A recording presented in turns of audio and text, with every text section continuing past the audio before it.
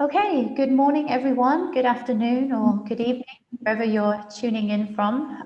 Just as everyone connects through, as I know the web connections can be a bit slow for some people, just drop us a message in the chat where you're joining from.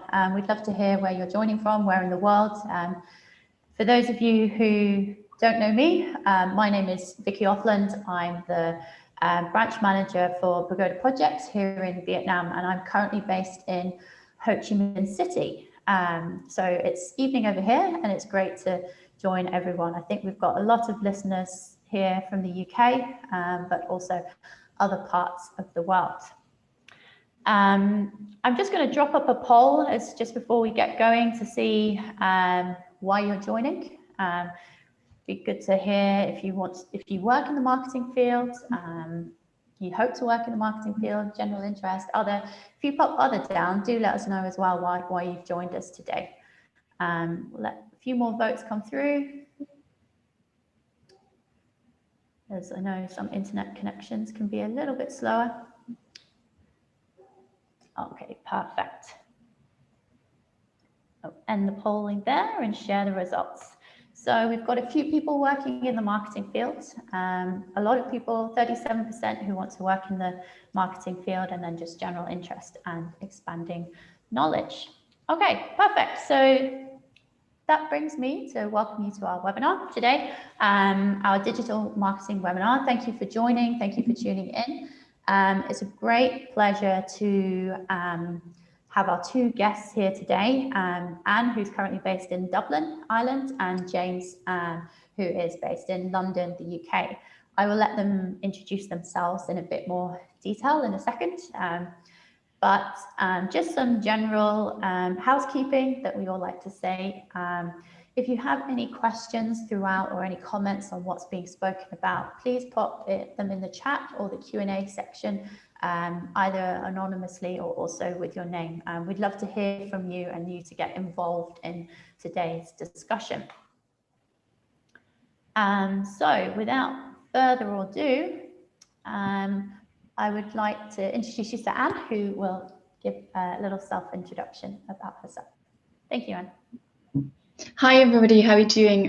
Thank you, Vicky, so much for inviting me to this webinar. I think that's really exciting. I'm a digital marketing and growth expert at Google. So I'm currently working in Google's accelerated growth team. So basically what I do is I work with companies that have the potential to grow their business through Google Ads, and I really help them on their way towards digital transformation. So that's something I'm really passionate about, and that I've been doing for the last 2 years now, almost 2 years that I've joined Google. Yes, really passionate also about sustainability. So prior to working at Google, I was briefly working within the renewable energies industry, and yeah, I'm really happy actually to work for a company that greatly cares about the environment. And also the second thing I'm really passionate about is traveling. So I've spent quite a bit of time in New Zealand, in Scotland, and also in China. Well, I'm actually Pagoda Projects alumni. Back then it was Intern China, and I was doing an internship with them in 2015-16 in Chengdu, and that was just an amazing experience. Yeah, I'm just generally really happy to be here today, and looking forward to our chat about what's going on in the digital marketing world at the moment. Thanks very much, Anne. That's great. I can hear you've picked up some of the New Zealand twang as well whilst you've been out there, which is awesome.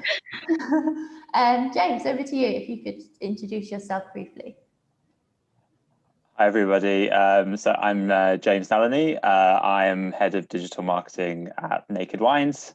So I'm not sure how many people have heard of Naked Wines, but we're a direct-to-consumer wine subscription service. We have markets in the UK, USA, and Australia, and we're just over 10 years old now. So we were founded kind of in the midst of the last recession, actually. So yeah, going for about 10 years. I joined the company about 4 years ago, and there actually wasn't any digital marketing here, so it's been a really fun and interesting journey to kind of build that up from scratch for Naked Wines. Before that, I was a management consultant at Accenture when I started my career, and then I actually kicked off my digital marketing career at another startup called One Fine Stay, which was kind of a luxury vacation rental, so luxury Airbnb kind of business model. And then outside of work, I'm very, very passionate about endurance sports. I'm a triathlete, triathlon coach, so very into kind of health and fitness, which goes better than you think with wine, actually. Great, thank you, James, and thank you both of you for joining us today. I can't wait for the conversation we're about to have. So, as a start off, I was wondering whether you could kind of explain a little bit about like your career, how you got where you are today, how did you pave your career within the digital marketing sphere, and how did you find like your niche in where you're at today? Maybe if we start with you, Anne, and then Pastor James afterwards. Yeah, sure. I'm happy to share a bit of my background here. I think that's an amazing question for everybody who's looking to kind of like going into the direction of digital marketing. So I've always really enjoyed being creative, particularly when it comes to creative writing, which is, I think, a skill that's really useful in marketing. So back when I was at school, I would like write short stories and poems, and also always really enjoyed studying languages, such as French and Spanish and Mandarin, because I find that really gives you a way of communicating and expressing yourself in a different way, which can also be quite useful in marketing. And when it comes to choosing a career in general, I quickly found that I really enjoy working with clients, working closely with them, applying strategic thinking and helping them to get their business to the next level. And I think marketing is something that really allows you to do that. So then back when I was at university, I was doing some marketing part-time jobs, for instance, at travel agencies. So I would help them with their online, offline marketing strategy.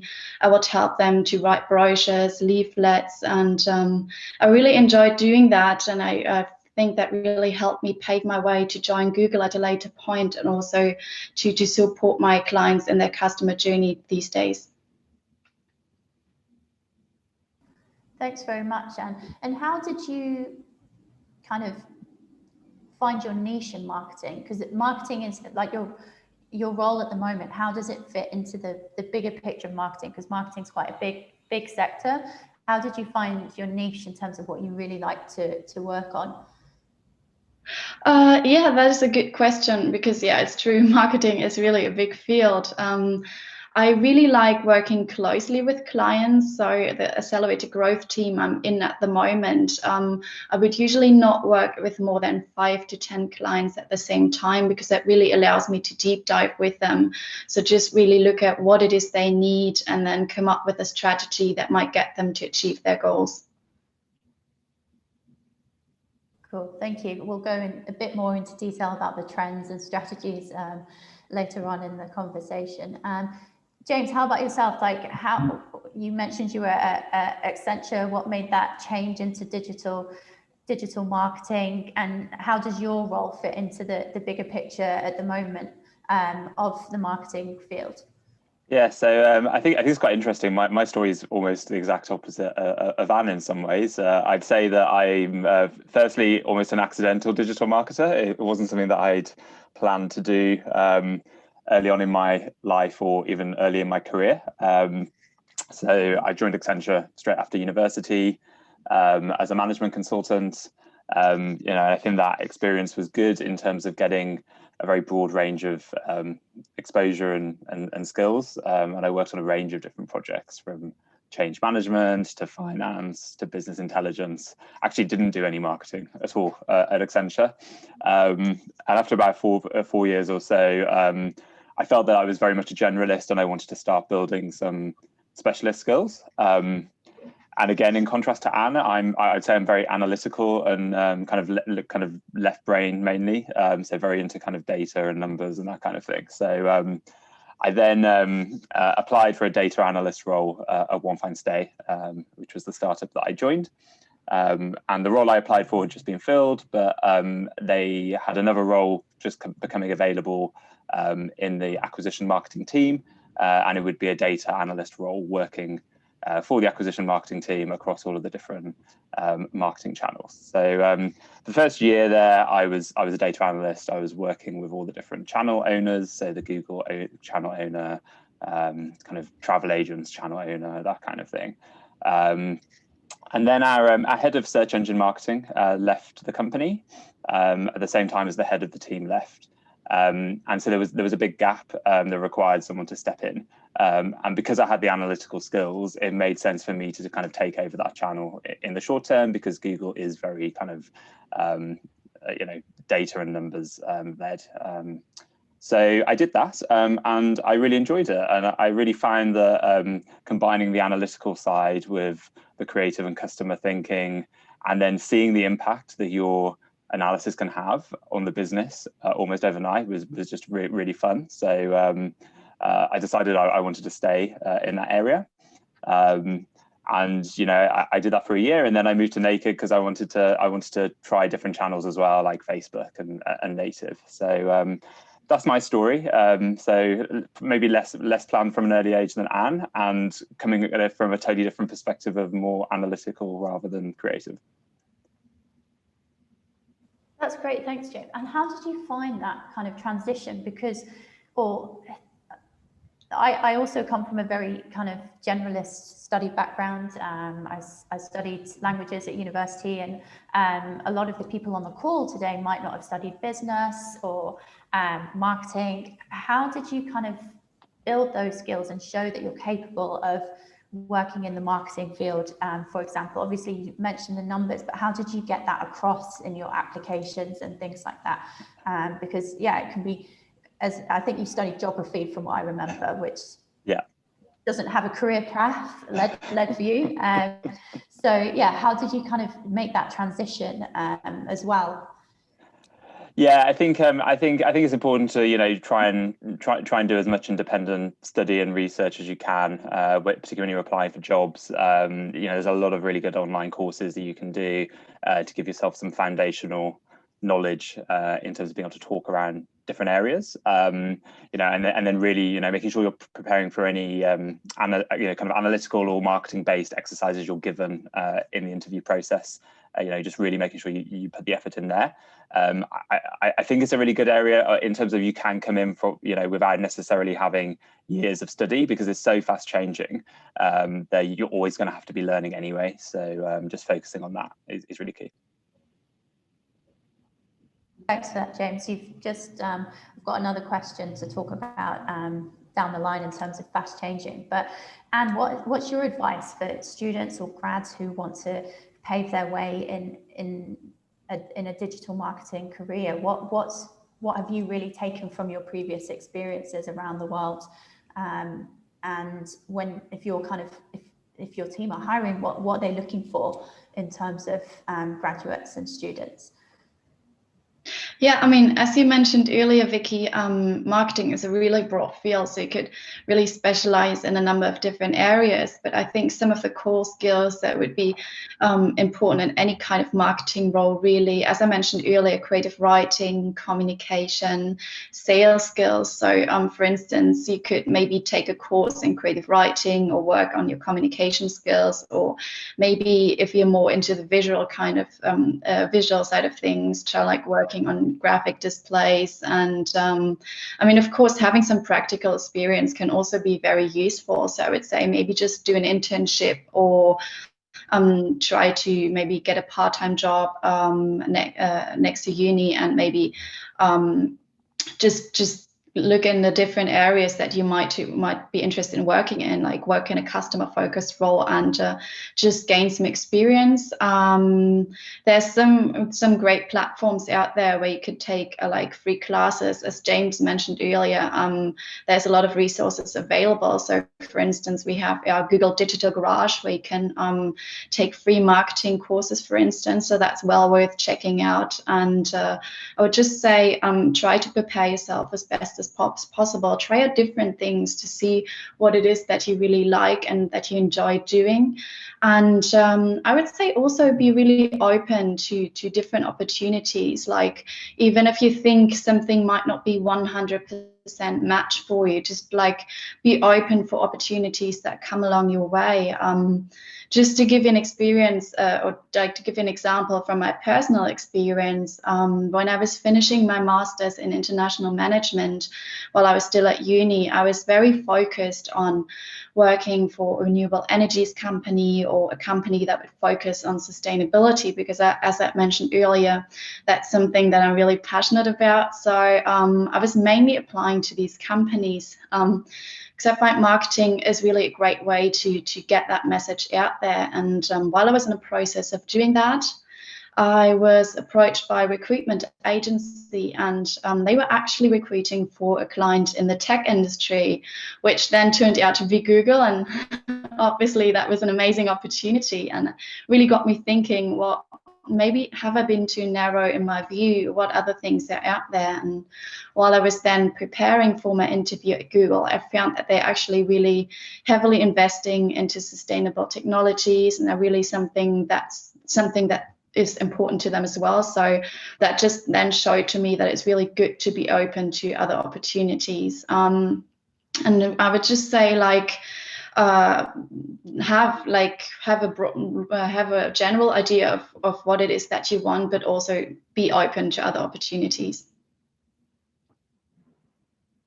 That's really great advice, and thanks for that. I think what the point you've got there in terms of sustainability, I think every organization is having to incorporate it into what they do, CSR, sustainability. So, and like you said, in terms of, I think I was in a similar situation when I left uni. I was a bit narrow-minded, kind of expecting this to happen by the time I turned 30 or whatever, and it doesn't really happen like that. And what you're saying relates very well to what another speaker said the week before last, in terms of just kind of broadening the options, maybe going smaller and then working your way up.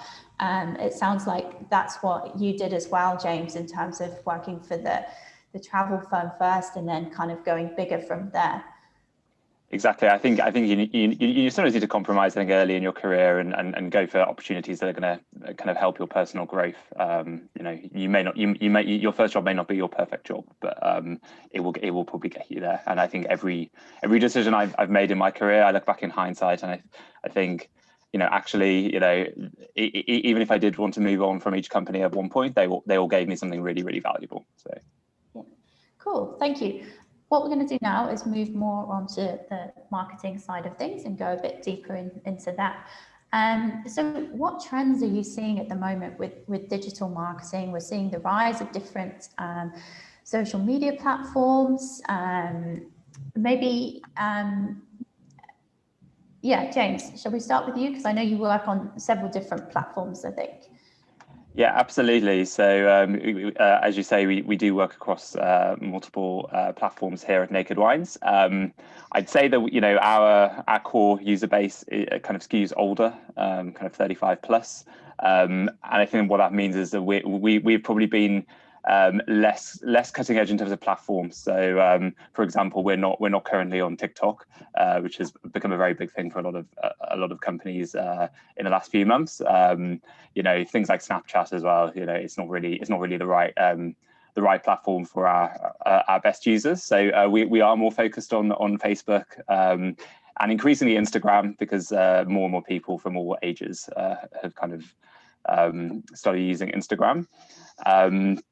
I'd say in terms of trends, it's been a very interesting year, I think, for obviously the whole world. And I think what we've seen in digital marketing, certainly what I saw in terms of Facebook, is a lot of companies kind of pulled out of their digital marketing when COVID happened, at least early on.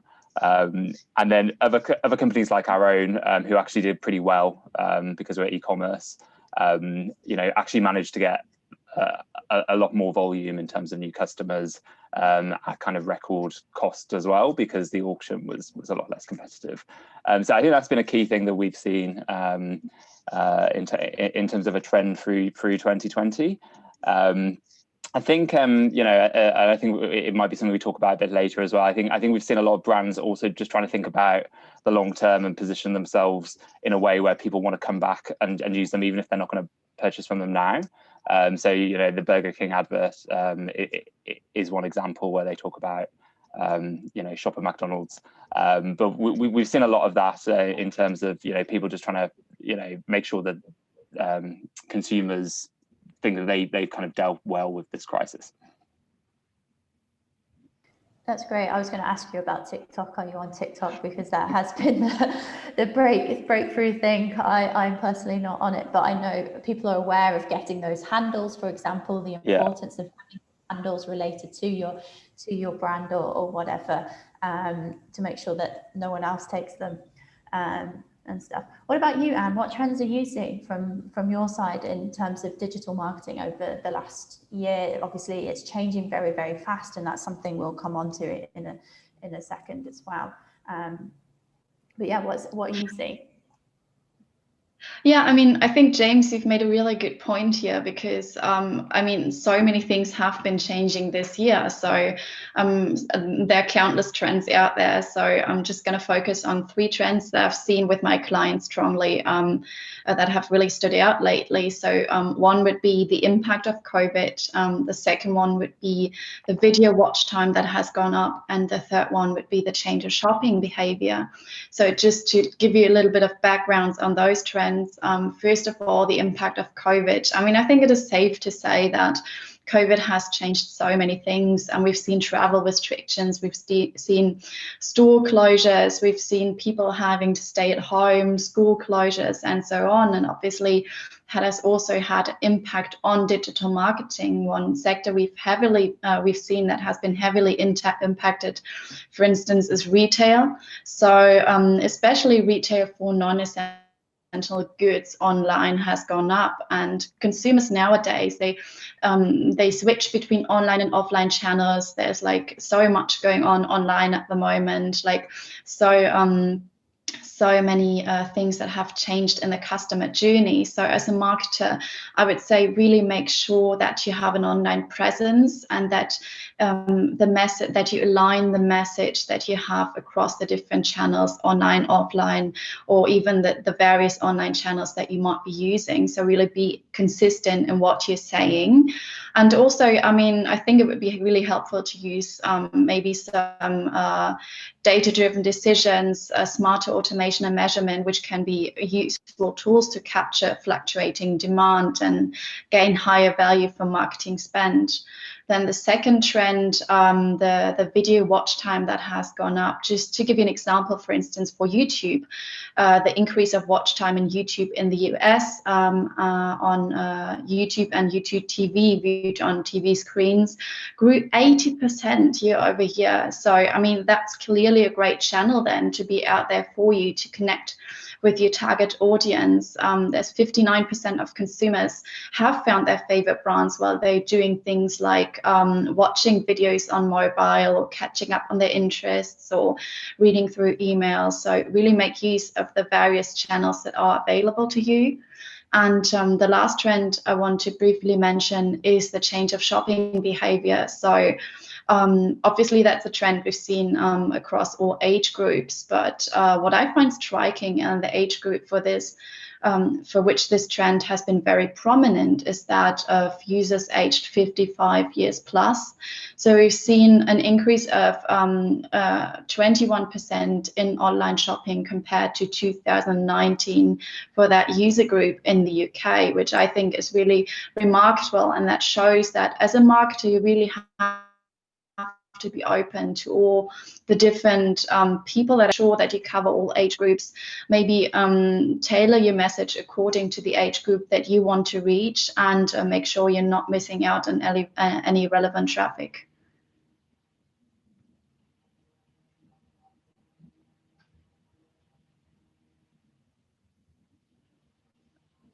I think Vicky may have... Vicky just has some trouble with internet. Okay, I thought it was me, maybe. I was talking. For some reason, I didn't notice that my screen was frozen. Yeah, I think Vicky is frozen. She's gonna join us very soon. Is there anything, like, James, you want to add regarding what Anne just said? I think some of those insights are really interesting. I wasn't actually aware that the average watch time on YouTube had gone up. You know, we're doing some testing into YouTube. It hasn't been a big part of our mix historically, and that sounds really promising for us. Yeah, just one question in terms of you know, what's the key thing that you think is driving that? I mean, if you think about the fact that people are spending more time at home and then they're looking for something to do, that's something I think that is driving this, obviously. So just the fact that you're spending more time at home, but also, I mean, the shift towards mobile and the fact that YouTube is available to you not only on your desktop computer, but also on mobile, means that you can actually interact or with your favorite brand or really like spend time doing what you like on different devices. Cool. Sorry about that. I just dropped out for a second. I kind of thought of a question as you were speaking there, Anne, about like what are you seeing as the most effective platforms like at the moment? I know in some places, obviously, everyone has to localize as to where they are. So, for example, in China, WeChat's heavily used. But what are you seeing in terms of the clients you work with? And James, afterwards, what do you find to be the most effective platform for you at the moment? I think there's, from my kind of experience, there's a big increase in Instagram, and people are turning away from Facebook a little bit more. But it'd be good to hear from your side and your insights from actually working with the different platforms. So, Anne, what are you seeing? You mentioned YouTube, obviously, but any of the other platforms? I mean, I think that would strongly depend on your marketing objective and what it is that you actually want to achieve. Because as a marketer, obviously, you can have different goals. Maybe you want to increase brand awareness, or you want to increase sales or leads, or you want to launch a new product. So that would depend on what your goal is. I mean, obviously, as I've mentioned earlier, since YouTube watch time has gone up, that can be a great channel to interact with your audience. But also say, I mean, I think having a strong search presence is also really important, because this is basically where users go in the moment they're actually looking for something.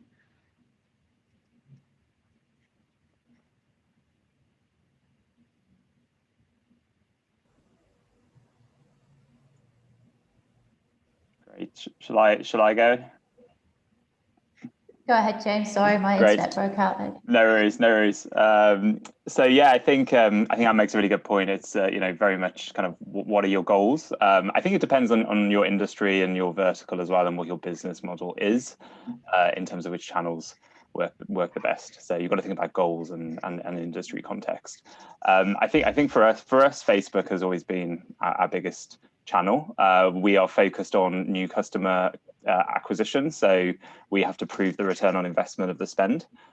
So I'm not deploying loads of money for brand awareness activity. We need to kind of see customers signing up. Facebook is bigger than us, bigger for us than Google, mainly because our business model is quite complicated. It's a subscription service. We don't have lots of well-known wines in our range, so we can only really bid on kind of small segments of keywords on Google, like wine delivery and wine cases.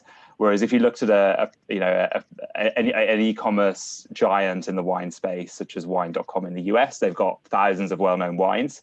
Google would be a massive channel for them.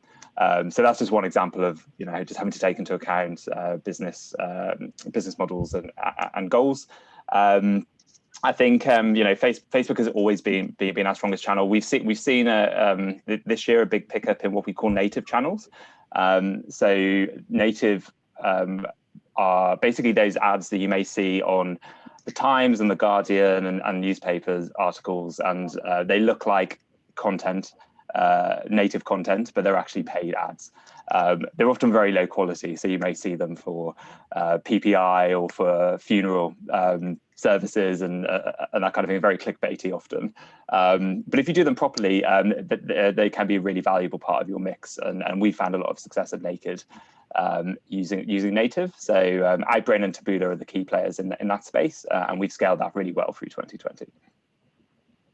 Great, thank you both. We've got a few questions coming in that relate to this topic. So we've got a question come in about email marketing, and is that still effective? Maybe James, we start with you. Yeah, it's a very good question. I'll be honest, it's not something that I've had lots of first-hand experience in. We use email at Naked a lot on the repeat side of our business. So once somebody has signed up as a subscriber, we have a kind of piggy bank model, and so we have their money, but we still need them to use it, or else they can take it out. So we use email very effectively to talk to our existing customer base. We do use it as part of our kind of sign up flow. So people may register for a voucher, and then we have a kind of email flow to try and drive incremental conversions. And that is valuable. And we can do that a lot more effectively in the US due to kind of GDPR and various privacy laws over here in the UK. So it definitely does have an important space. I think my own view is it's less important than some of the other channels, but I think that may be my own biases with my experience. Okay, and just before we pass over to Anne, I was talking to someone else working in marketing field, and they kind of mentioned that over the past few months, with everyone still at home, there's kind of been a resurgence in the old-fashioned marketing, like through the door post and things like that. Have you seen that? Are you aware of that? And billboards as well? I haven't read anything specifically around that, but I think I guess direct mail may make more sense. People are at home more. They're less busy. They're not rushing out the door every day. They may have more time to read it. I do know that those kind of advertising channels are getting more targeted as well. So one of the benefits of digital is it's super targeted, and that's kind of I think has kind of created situations in some of the more traditional channels where they're trying to replicate what digital can do in order to drive effectiveness. And then billboards. In my head, that's almost counterintuitive because there's been fewer people going around, but I can see how that can also get more targeted over time, and potentially that is going to be a growth area in the next few years. Great. How about you, Anne, in terms of email marketing? What are your thoughts on this? I mean, it's not something I'm using primarily with my clients at the moment. I would also say, again, it really strongly depends on your marketing objective. So something that you could do, maybe if you're using, if you're targeting customers as you want them to sign up to your newsletter, you could engage with them via remarketing, for instance, which would tie into maybe the email aspect of things a little bit. I'd also add it depends on your target age group. I think millennials are much less interested in email. And again, that's why we use it a lot on our repeat side. We've got a lot of kind of 45 to 65-year-olds, and they are a lot more likely to engage with email than potentially 20-year-olds. Yeah, I can definitely relate to that. I usually every half a year do a kind of run through all my emails and unsubscribe from a lot of things that I'm like, why have I subscribed for this? So yeah, I can definitely relate to that as a younger person. Great, we've got a lot of questions coming through. One came through at the very beginning in terms of Naked Wines and what does the future look like for you? What would be your priorities going into 2021? Happy to talk about that. It's been a fantastic year for us, as I've said. We have been one of the beneficiaries of the current crisis. We also sold one of our UK businesses. We were part of Majestic Wine. I don't know if people know that, and we sold Majestic Wine about a year ago. So we're in a good kind of cash position to invest in growth. And we are underpenetrated, I'd say, in the US versus the UK. Our US and UK businesses are about the same size. So we think there's a lot of upside in the US. It's a much bigger wine market. It does have a lot of challenges around alcohol laws. They're very different per state. So our business is very complicated over there. But we are really keen to kind of turbocharge that business. And really our aim is to be the #1 kind of online wine business in both the UK and the US. And that is within reach, I think, for both markets. So a lot of our focus next year will be investing heavily in growth, which is really exciting for me and my team, because we're going to be key parts of that. That's really great. And how do you go about, this was one of the kind of questions we had beforehand, how do you go about a successful marketing campaign? Like, what makes a good marketing campaign in terms of planning? As we mentioned earlier, you have to be very flexible. Obviously, digital marketing seems to be quite kind of also directed by what's going on in the world as well. And if something happens, you have to suddenly change, I guess, what your plan of action is for the weeks and months ahead. Maybe you can talk a little bit more about that in that sense, like what makes a successful campaign, and in terms of how you have to adapt to what's going on in the world. Absolutely. I'll give my view, which will definitely be quite narrow, and I think Anne will probably have a broader view working across lots of different clients. I think what's interesting when you think about digital marketing, it does depend, as Anna said before, on what your goals are, and you know what your business objectives are. For us in digital, in Naked, we're very, very focused on new customer acquisition, as I said, and so what that means is we're always looking for new subscribers, and we don't always necessarily think around a kind of annualized marketing plan in the same way as you might do on a repeat side of a business or for a non-subscription service. So we want really good quality subscribers, whether they're signing up in June or whether they're signing up in December just before Christmas. We don't want them to sign up and then cancel once they've got their Christmas case. And so we don't necessarily focus on things like Black Friday and Christmas in our team as much as the repeat side of our business or other businesses might. And then what I'd say is, we are extremely flexible and kind of planning things kind of on a weekly basis rather than a monthly or quarterly basis. We're constantly testing new creative ideas. And we have a kind of a weekly cadence of always getting new creatives into test in our key channels, and then reacting to the data that comes back. So the things we'll test a month from now, I wouldn't even be able to tell you, because we've probably got 3 test cycles till then. So it's a really, really short timescale, constant iteration, just moving as quickly as you can to get learnings. And I think that might be different if you're doing different kinds of digital marketing. Cool. And do you want to share from your point of view on that? I've got a few questions to add on to James afterwards, but they'll connect with some of the other questions coming in. So, what are your thoughts on kind of a successful campaign? Like you said, it depends on who you're working for and things like that. And how are you seeing you have to work with the flow of what's going on in the world with your clients? Yeah, I mean, I think James made a really good point here. It's really important that you have some kind of measurement set up to measure the success of your campaigns in the first place. So you'll really want to know what is working out, what you could improve.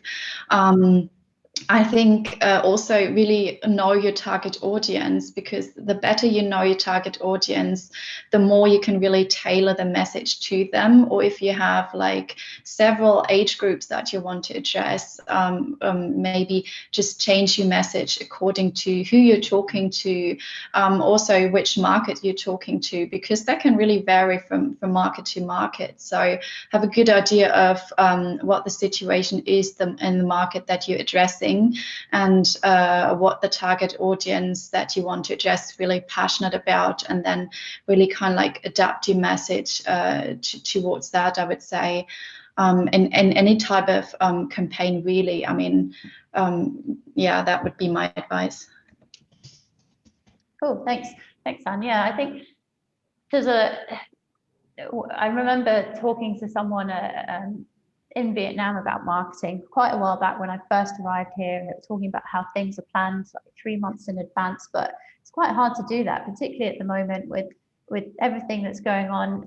I can't believe everything that has gone on in 2020 when you think back to January and what was going on in Australia with the fires and everything that's happened since then, and everything's kind of, yeah, it's kind of up a bit of a roller coaster ride, I would say. I would guess with marketing. James is laughing there.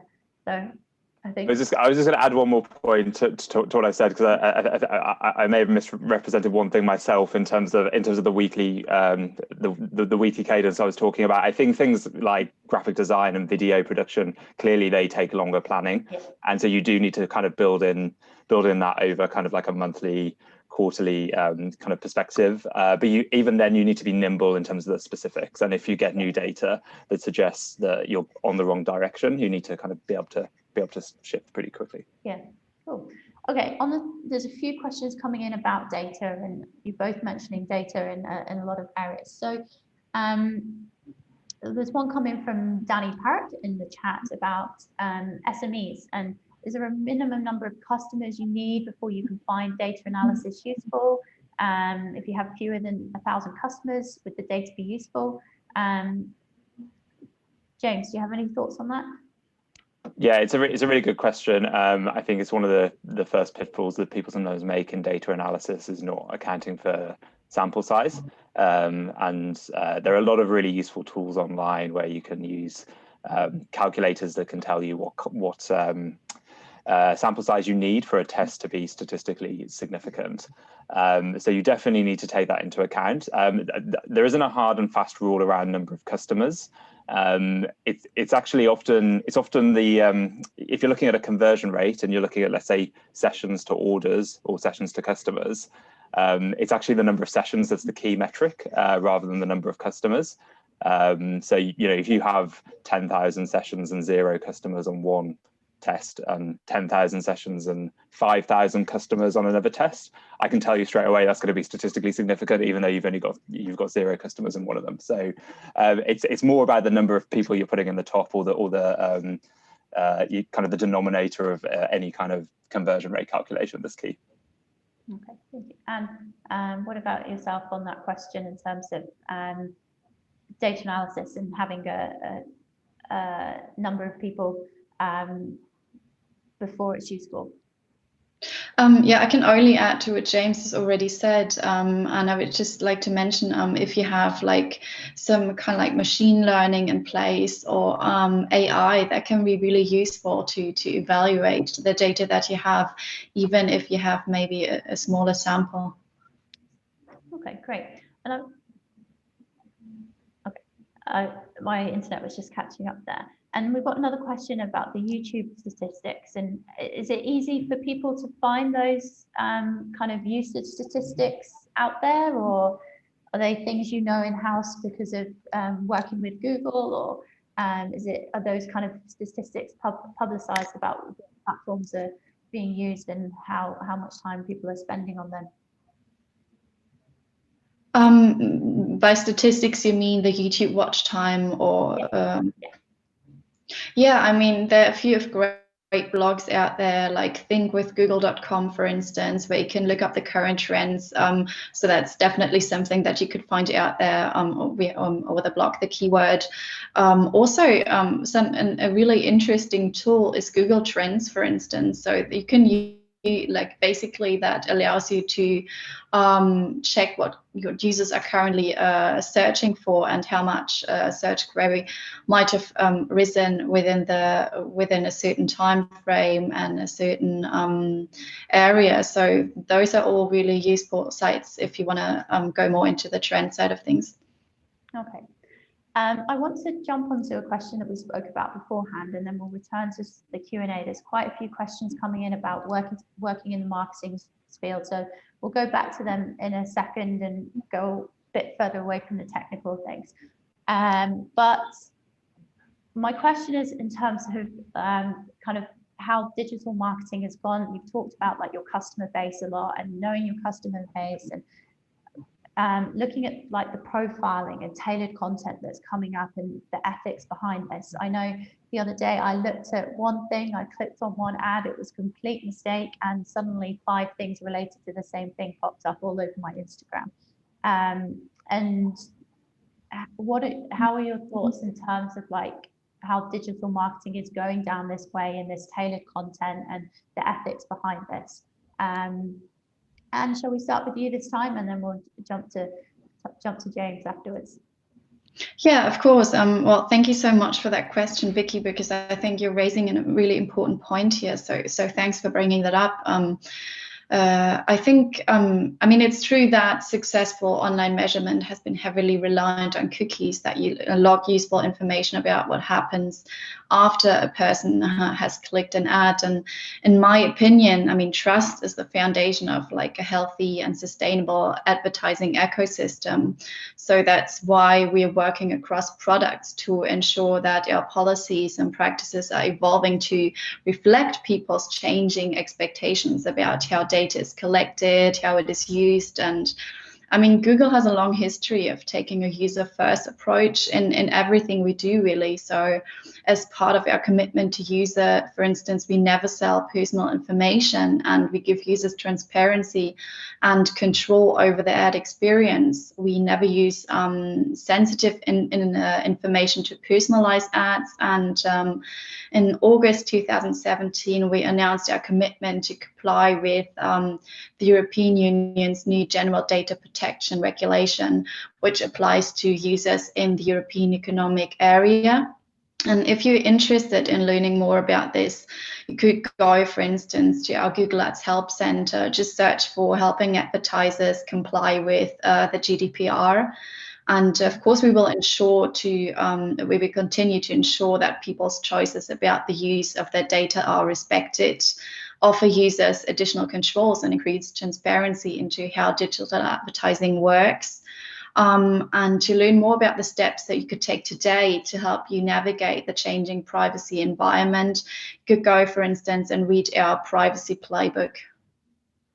Cool, thanks for that. And yeah, it's interesting because like I find that things do pop up that I'm interested in, but then sometimes I feel like I can have a conversation with someone on the phone, and then on Instagram it turns up on my phone. I know I looked at one company yesterday online, and then suddenly my Facebook was kind of all their ads as well, which it just throws me, but I'm quite good at just scrolling past them now. And I usually ignore an ad. Anything that says ad on it, I'll probably scroll past. James, what are your thoughts on this? Because I'm a consumer, and if I see anything that says sponsored on it, I usually go, no, just keep scrolling, or whatever. But that might just be me. I hope it is just you, because we'll all be out of a job if it's not. I think it's a very good point. Yeah, I think this is an extremely thorny area. It's very hard to get the balance totally right, I think. So I think my own personal perspective is it is about getting the balance between consent and transparency of the user, and the kind of the personalization and capability of these tools. And I think the whole industry has been moving in one direction, which is to give users a lot more kind of consent and transparency. So, certainly any reputable platform these days, whether it's Facebook or Google, they all have controls where you can go in and you can pretty much turn off personalized advertising. You can, you actually do have a lot of control over your data. Whether that is publicized enough or easy enough for people to do in practice is another question. I think these, certain platforms could potentially be better at surfacing those. But in theory, these platforms are giving people increasing control over their data. The law is only moving in one direction, as we've seen with GDPR. In the US, there's something called the California Consumer Privacy Act, which is only California, but it's a kind of GDPR light rule. And because companies in the US or advertising in the US have to comply with that, it kind of applies for the whole country. So I think things are moving in a direction that is going to strike a better balance. I think the question I have is, some people don't want to see any personalized advertising because they're very spooked out. We should give them the controls to opt out of that. Some people want to see relevant ads. If they're going to see ads, they want to see ads that they're interested in, and not ads that are totally irrelevant to them. So I think just giving people that choice is key. Yeah, that's fair enough, for sure. Because yeah, like I said, the things I see are things I'm generally interested in. I think there was a time when a couple of years ago when I was seeing all kinds of strange things, and I'm like, why is even relevant to me. It was like about pensions or something like that. Great. We'll jump back a conversation now because we've got quite a few questions in terms of from, I think, our interns and participants about going into a career in digital marketing. So let's go for the first question for Anne because it's related to Google Digital Garage. So do you think employers value free certified online courses such as ones from Google Digital Garage for digital marketing? Obviously, it's very COVID created a lot of competition between a lot of course providers. And do you think companies value that if they get these kind of like the Google Digital Garage course on their CV? I mean, I think it really really depends what you're basically looking for, but I would say just having as much experience as you can in the area that you really want to work in would be really useful. Cool, thank you. And what are your thoughts, James, on kind of courses? You mentioned it earlier about getting those skills. If someone comes, if you're interviewing someone, do you pick up on what's at the bottom of their CV in terms of courses? Yeah, absolutely. I think it is a very useful thing to demonstrate interest and that you've got some foundational knowledge. I think you always learn most from working on the job. And so trying to get some practical hands-on experience somehow and somewhere, I think is really useful. You know, so I think the courses are useful, but if you can either get an internship or you know, even, you know, think outside the box and you know, can you set up a little business selling something online and get some basic experience in Google and Facebook ads as a kind of side hustle? That shows a lot of initiative and good skills. So I think the courses are useful, but trying to get some practical experience is also essential. Okay, cool. And in terms of we spoke about this briefly at the beginning, kind of knowing which part of marketing to go into. Do you think that's trial and error or based on your skill set? For you, it seems like it's been better. For James, it's been based on your skill set in terms of the numbers side of things. Would you ever like to go into another side of marketing, or? Yeah, it's a great question. I think digital marketing is really interesting because it does cater for lots of different skill sets and capabilities. So you should definitely think hard about what you're interested in. You can be very numbers driven and be very successful in digital marketing. You can be entirely creative and be very successful. You can be somewhere in the middle and be very successful. So the kind of roles you'll end up in and the kind of roles you'll apply for will probably be driven by your natural interest. But I think early in your career, you should be open-minded and you should be willing to try different things. And having some exposure to everything is very valuable. I think the best place to kind of get that exposure as well is in smaller companies and startups where they don't have such a developed marketing team necessarily, and you can kind of pick on different parts, do content creation, do some SEO analysis, do some engagement analysis on the social media, and that's where you kind of get to like put your feet in different waters in that sense. Yeah, I think another key thing, and Anne may have a perspective on this, is whether you do an in-house role or an agency role, because you get a lot of depth in-house at the expense of breadth, and then you get a lot of breadth at the expense of depth in an agency. My own career path doesn't really have both in it in terms of digital marketing, but you know, I think both can work. Early on, then maybe a year or two in an agency will give you that breadth, particularly if you don't know what you want to do, and then you can then go in house once you've got a feel for it. Yeah. Okay, and do you want to comment on what James has said there and your thoughts in terms of finding your part of digital marketing that you want to do? Yeah, I mean, I think James has raised some really interesting points here that I only can relate back to that again from our own personal experience. While I was at uni, I was working at companies looking into different areas of marketing. So I would say really try out, and maybe it's a bit of trial and error, see what really works for you, what really interests you, what you might be passionate about. But also, as I mentioned earlier, try to be open also for opportunities that come along your way, not be too focused on one thing, because you never know if there's something amazing out there you'd be super interested in, but you haven't actually tried it yet. So just give several things a go and find out what it is that you're really passionate about. And what do you think separates a good marketer from an average one? Do you think it's that open-mindedness, or is there something else? Well, I would say in general, as long as you're passionate about what you're doing, I think that says a lot about the energy you put into things. So I would say if you're really passionate about something, then you will naturally have the wish to learn more about that thing and to get better at it. So yeah, that's what I would say. What are your thoughts, James, on this question? Yeah, I think that I agree totally with Anne. I'd say always try and stay on the cutting edge, learn the latest developments, make sure you're constantly testing new things, and having that kind of open-mindedness and curiosity, I think is key. Okay, great, thank you both. I'm conscious we've just got a few more questions, a few more minutes left, so I'll go through a couple of the questions here. One's coming in from Michael Donaghy, who's from Ireland. He's one of our alumni, if it's the Michael I know. He's asking James, beyond acquisition, what strategies do you implement to ensure newly acquired users stick with the platform?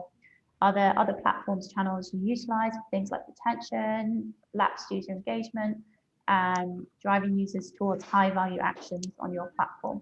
Yeah, it's a really good question. As I mentioned before, it's very much email based for us. So email, we segment our repeat customer base based on their activity. So if it looks like they haven't spent with us for a while and they might leave, then we will have a specific kind of email contact with them. We do outbound customer service, so we have a team that will get on the phone and talk to customers and try and get them to buy another case. We haven't done much on the digital side on retention, and it is an area we're going to be looking at over the next year or so. So can we move our key retention metrics via a Facebook ad? We've done some tests, but we've never really proven that we've been able to move the dial on it. So, but we've got further ideas in the coming year. Perfect, thank you. We're going to jump up to, I hope, Michael, that answers your question.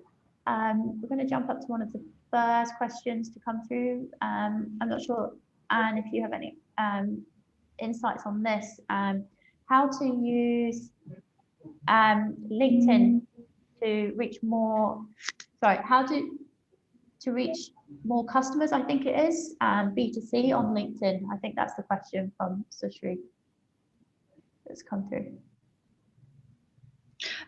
Sorry, I wouldn't be able to answer that accordingly, as this is not really my area of expertise, okay. But I'm sure there might be classes out there how to use LinkedIn. So I would say maybe just have a browse on what is available.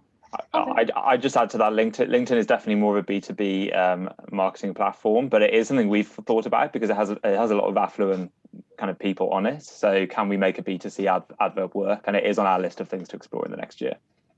Yeah, I think LinkedIn's developing a lot at the moment.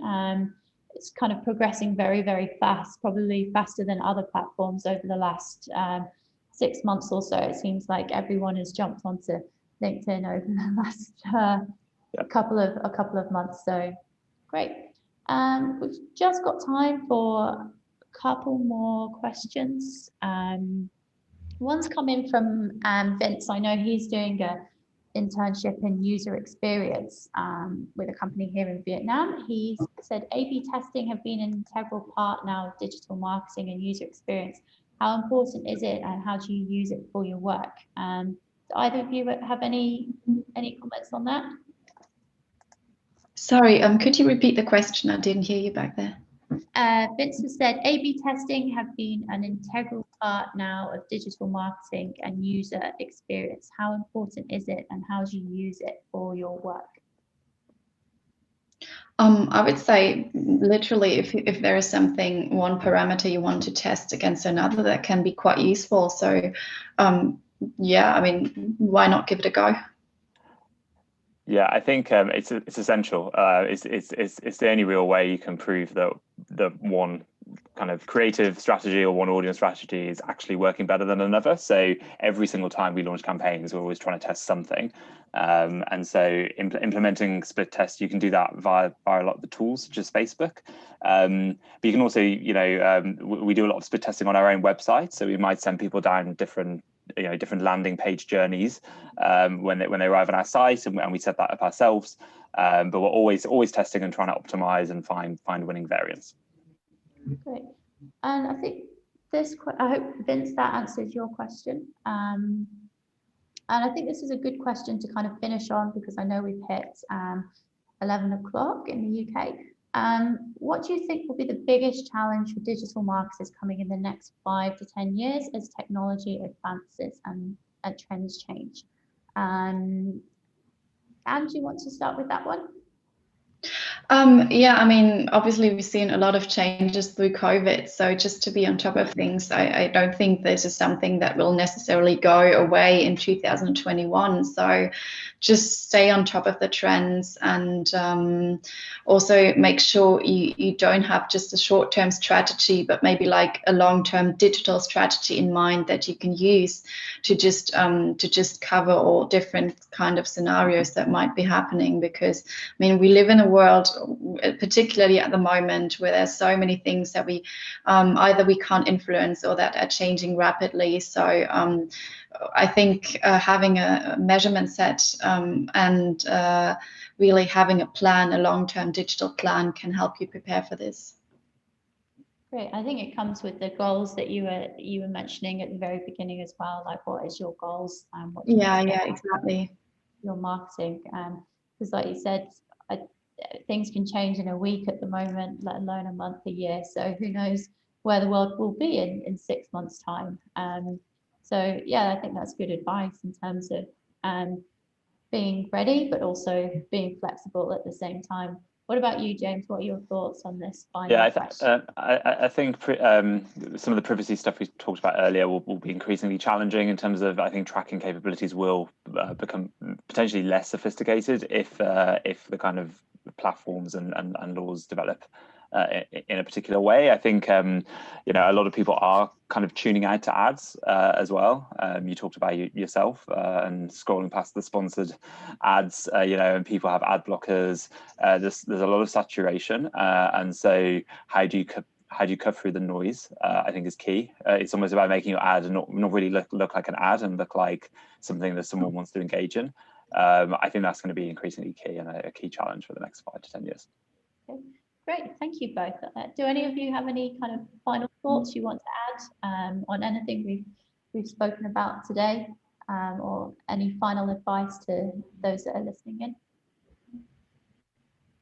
I mean, we've covered a lot of topics, so there's so many online resources out there that you can use to further go into things such as digital trends, or like find out what it is that you're passionate about in marketing, do online classes, get some practical experience. And I mean, just go out there and have fun. Like, there's so many opportunities. As they say, the world's your oyster. So yeah. Yeah, that's great. Thanks, Anna. I think there's a lot, if you're kind of interested, I think there's a lot of charities that are quite often looking for volunteers to help with marketing side of things. It's a good chance to pick up some experience. I know in Vietnam, a lot of the charities look for and NGOs look for volunteers to help with their digital marketing side of things and marketing. And it's a good chance to kind of delve deeper and see if it's something that you want to go further down the line in. James, any final words from you? Yeah, I think I'd echo what Anne says, and I'd say that it's, you know, a really interesting space, very fast moving, constantly changing, open to lots of different skill sets as we've discussed. So if it sounds interesting, then definitely would recommend people give it a try. Great. Thank you very much. Huge thank you to James and Anne today for joining us. I know you both are very, very busy, but we really appreciate your insight and your tips and advice, not only about marketing, but also for students and grads. I know some challenging questions, but it's really interesting to hear your honest answers about them and how kind of the user experience is changing as well in that sense. So thank you both for joining us. Really, really appreciate it. Thank you to everyone who tuned in today, wherever you are in the world. It was great to have you here. It's great to have so many questions come through. I'm sorry we weren't able to answer every single one, but want to make sure that we stick to the time frame. So from Vietnam, I will say good evening and leave you, and have a great day for those of you over in Europe. Thank you all. Thank you. It's been a pleasure. Thank Thanks. you.